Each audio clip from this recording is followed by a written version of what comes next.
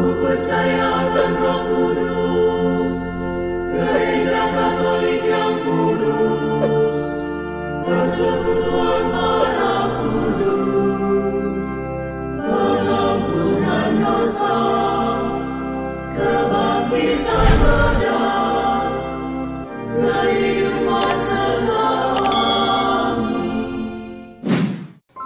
Shalom sahabat Katoliku keren, selamat datang di negara Prancis. Hore! Negara kota mode, di mana Prancis ini juga terkenal akan Menara Eiffel. Ayo, siapa sahabat Katoliku keren yang pengen berkunjung ke negara Prancis, tepatnya di Menara Eiffel, Paris? Nah, seperti apa sih kehidupan umat Katolik di negara Prancis? Dan benarkah Prancis kini telah menjadi negara ateis? Langsung saja kita akan jelajah kehidupan umat Katolik di negara Prancis. 1. Sejarah. Menurut tradisi kuno, Maria, Marta, Lazarus, dan beberapa rekan yang diusir akibat penganiayaan dari Tanah Suci Yerusalem melintasi wilayah Mediterania dengan perahu tanpa kemudi dan tiang. Kemudian mereka mendarat di Saintes-Maries de la Mer, dekat Arles di Prancis bagian selatan. Tradisi menyebut Lazarus kemudian menjadi uskup pertama Marseille, yang kini adalah sebuah wilayah keuskupan agung. Sedangkan Marta konon pernah menjinakkan seekor binatang buas di dekat Tarascon. Peziarah mengunjungi makam mereka di Biara Vézelay di Burgundy, Prancis. Di Biara Trinitas di Vendôme, sebuah filakteri dikatakan mengandung air mata yang ditumpahkan oleh Yesus di makam Lazarus.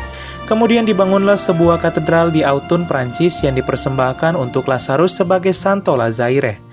Catatan tertulis pertama orang Kristen Prancis berasal dari abad kedua ketika Irenaeus merinci kematian Uskup Pontinus dari Lyon yang berusia 90 tahun dan martir lain dari 177 penganiayaan di Lyon. Kaisar Theodosius pertama menjadikan agama Katolik sebagai agama resmi Kekaisaran Romawi pada tahun 380. Pada tahun 496, Remigius membaptis Clovis pertama yang bertobat dari paganisme menjadi Katolik. Clovis pertama yang dianggap sebagai pendiri Prancis menjadikan dirinya bagian dari pelindung kepausan serta pelindung rakyatnya yang mayoritas beragama Katolik. Pada hari Natal tahun 800, Paus Leo ketiga menobatkan Kaisar Kailmen dari Kekaisaran Romawi Suci untuk membentuk fondasi politik dan agama serta dengan sungguh-sungguh membangun hubungan bersejarah antara pemerintah Prancis yang sudah berlangsung lama dengan Gereja Katolik. Konsili Clermont di Prancis, sebuah sinode campuran dari gerejawi dan awam yang dipimpin oleh Paus Urbanus II pada bulan November 1095 di Clermont-Ferrand, memicu Perang Salib pertama, di mana Perang Salib ini bertujuan untuk merebut kembali Tanah Suci Yerusalem yang dikuasai oleh pasukan Muslim kala itu. Kerajaan Prancis adalah pemimpin penting dalam Perang Salib pada umumnya. Setelah Perang Salib keempat, ada periode yang dikenal sebagai Francokratia, di mana umat Katolik Latin Prancis mengambil alih sebagian dari Kekaisaran Bizantium. Perang Salib juga terjadi di wilayah Prancis di Toulouse dekat Lourdes, dengan Perang Salib Albigensian di abad ke-13, yang kala itu pemimpin gereja adalah Paus Innocentius ketiga.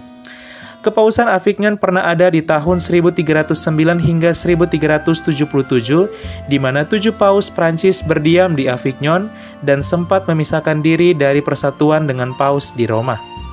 Sebelum Revolusi Prancis, Gereja Katolik telah menjadi agama resmi negara Prancis sejak pertobatan Clovis pertama menjadi Kristen, yang menyebabkan Prancis disebut putri tertua gereja. Raja Prancis dikenal sebagai yang mulia yang paling Kristen. Setelah Reformasi Protestan, Prancis terpecah oleh konflik sektarian ketika pengikut Huguenot dan umat Katolik berjuang untuk supremasi dalam perang agama sampai Dekret Nantes tahun 1598 yang menetapkan toleransi beragama. Saat itu properti gereja Katolik dicuri dan pajak hasil panen gereja dan hak istimewa klerus dihapuskan. Dengan konstitusi sipil klerus tahun 1790, imam menjadi pengawal negara dan gereja Katolik menjadi tangan bawahan pemerintah Prancis sekuler. Selama pemerintahan ini, hari libur tradisional Kristen dihapuskan dan para imam Katolik ditindas secara brutal dan pemencarahan massal serta eksekusi dengan cara ditenggelamkan hingga banyak yang menjadi martir.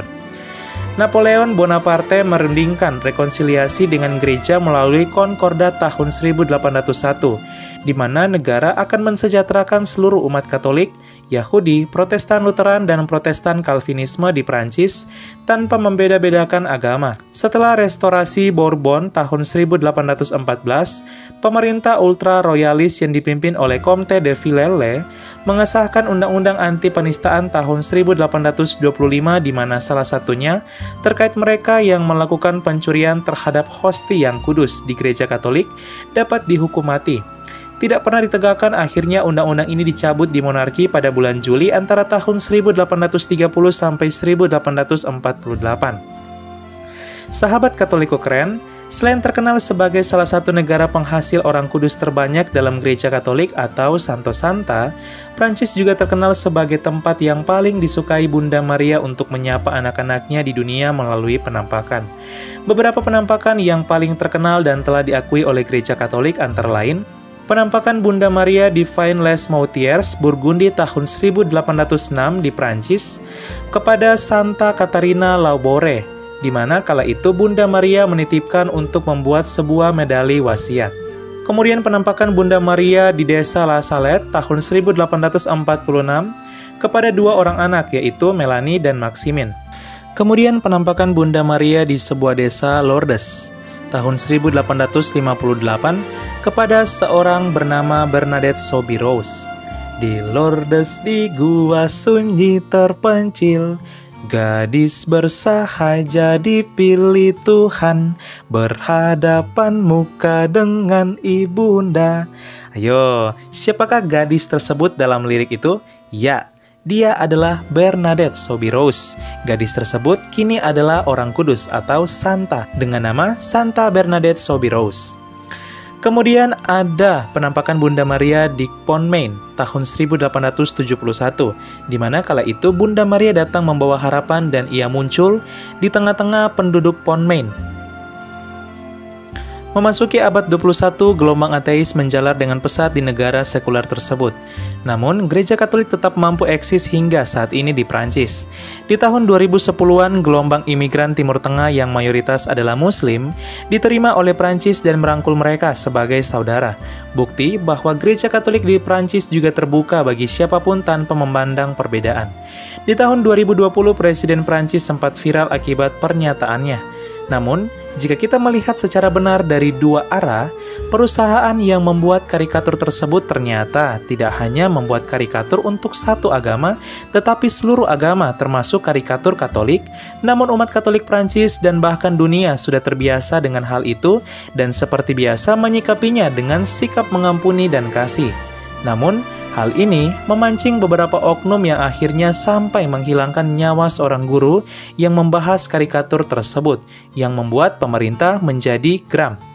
Di mana jika kita melihat Prancis adalah negara sekuler yang artinya bebas berekspresi dan menyuarakan pendapat, sehingga Presiden Prancis bersikap lebih terbuka, netral, dan mengajak seluruh umat beragama di Prancis untuk tidak mudah terprovokasi dengan karikatur yang dibuat oleh perusahaan tersebut, karena mengingat Prancis adalah negara sekuler yang bebas berpendapat dan berekspresi.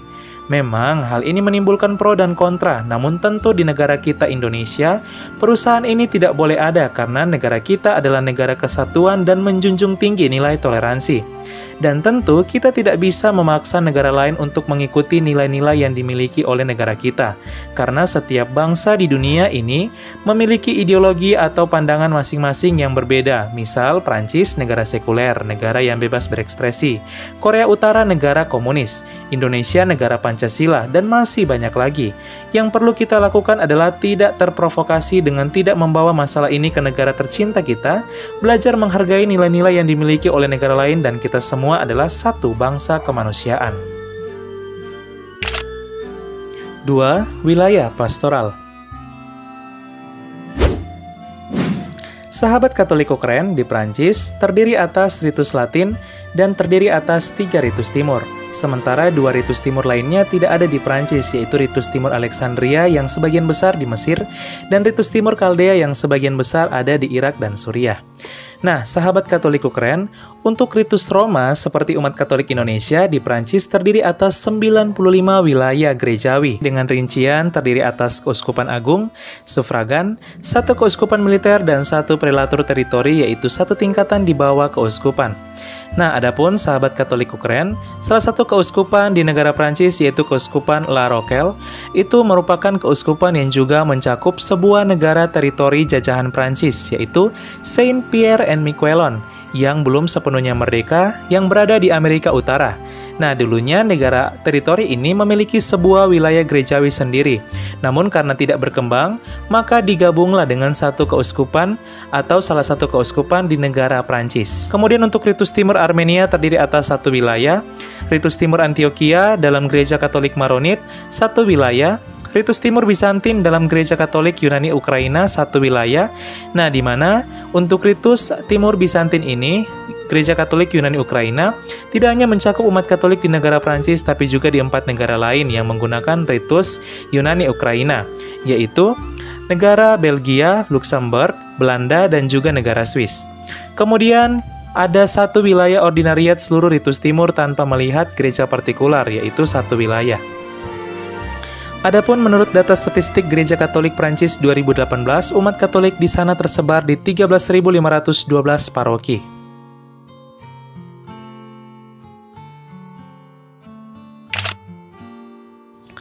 3. Petugas pastoral. Data statistik Gereja Katolik di Prancis tahun 2018, jumlah petugas pastoral dapat kita rinci sebagai berikut. 14.419 pastor, 2.903 diakon, 6.473 frater, 21.935 suster, sehingga total petugas pastoral mencapai 59.242 petugas pastoral. 4. Kondisi umat. Nah, sahabat Katolikku keren, benar nggak sih Prancis kini telah menjadi negara ateis? Berikut ini demografi agama paling terbaru penduduk Prancis. 72% merupakan Katolik, 10% merupakan ateis, 5% merupakan Islam, 4% merupakan Protestan, 2% merupakan Ortodoks, 1% merupakan Buddha, 1% merupakan Yahudi, dan 5% lainnya merupakan agama lain. Kita masuk pada kekristenan di negara Prancis. 92% umat Kristiani Prancis merupakan Katolik, 5% merupakan Protestan khususnya aliran Calvinis, dan 3% lainnya merupakan Ortodoks. Kita masuk pada kekatolikan di negara Prancis. Data statistik Gereja Katolik Prancis tahun 2018, jumlah umat Katolik tembus mencapai 46.481.942 umat, atau kini mencakup 72% dari total penduduk negara Prancis yang berjumlah 64,8 juta.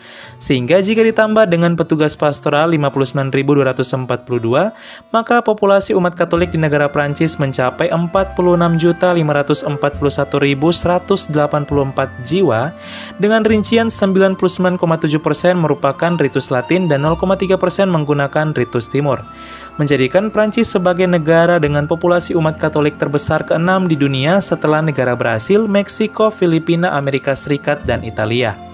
Adapun persentase penduduk Katolik di negara Prancis meningkat sangat pesat. Data tahun 1986 mencakup 81% dari penduduk negara Prancis.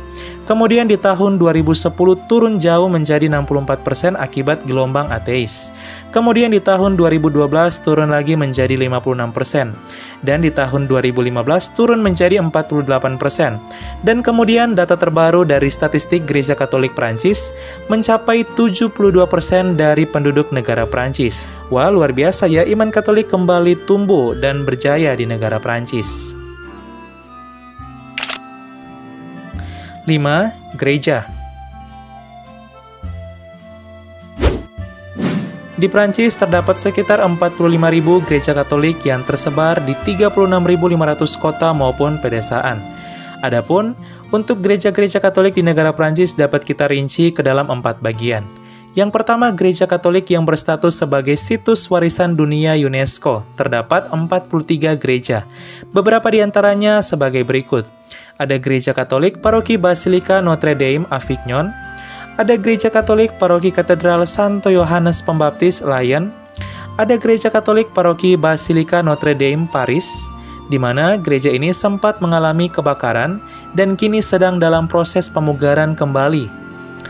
Kemudian ada gereja Katolik Paroki Katedral Notre Dame Reims, dan yang terakhir gereja Katolik Paroki Katedral Notre Dame Toulouse. Kita masuk pada gereja Katolik yang berstatus sebagai situs peziarahan suci nasional negara di Prancis.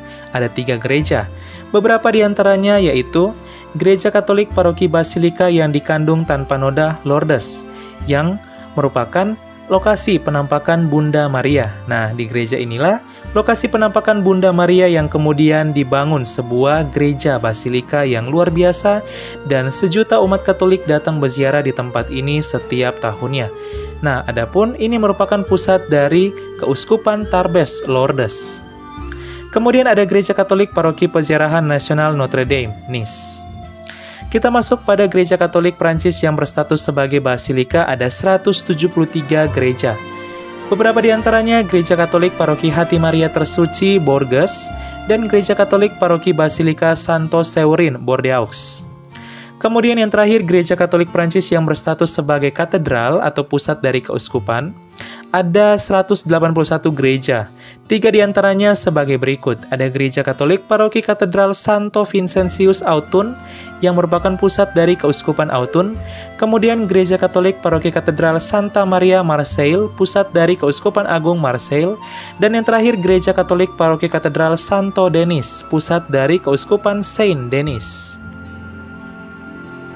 Dan yang terakhir ada Gereja Katolik Paroki Katedral Hati Kudus Paris, Prancis, di mana gereja ini terletak di pusat negara Prancis, yaitu ibu kota negara adalah Paris. Ya, sahabat Katoliku keren, itulah dia jelajah umat Katolik di negara Prancis, tempat yang paling disukai Bunda Maria untuk menyapa anak-anaknya di dunia dalam penampakan. Wah, luar biasa ya. Semoga kiranya iman Katolik terus bertumbuh di negara Prancis dan berjaya seperti sedia kala. Deus Vult, semoga Allah berkenan. Sekian dan terima kasih. Jangan lupa like, share, dan subscribe.